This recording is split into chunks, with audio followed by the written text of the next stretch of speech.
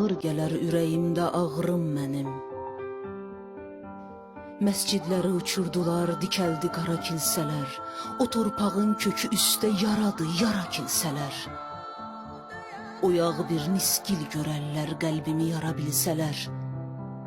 İgid qartallar yurduna qarığa quzğunlar doldu ki, İrəvanda xalq qalmadı, İrəvanda nə qaldı ki? Sazda İrəvan çuxuru, sazda qalıb göycə gülü. Yazı babamın yazıdı, yazda qalıb göycə gülü. Nərgizləri yetim kimi, bənövşələri bükülü.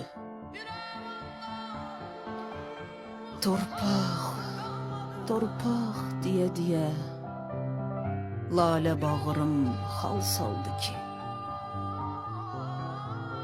İrəvanda xalq qalmadı.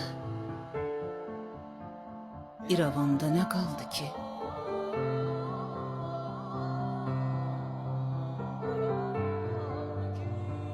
Göyçə adım uçub getdi, Sevan düşdü yerinə. İgidlərim atdan düşdü, dövran yetişdi birinə. Yurtsuz qalıb sürünənə torpaq gərəkdi bürünə. Torpaq, torpaq deyə neçə ömürlər soldu ki, İrəvanda xalq qalmadı, İrəvanda kim qaldı ki? İrəvanda xalq qalmadı, İrəvanda xalq qalmadı, İrəvanda kim qaldı ki? İrəvanda kim qaldı?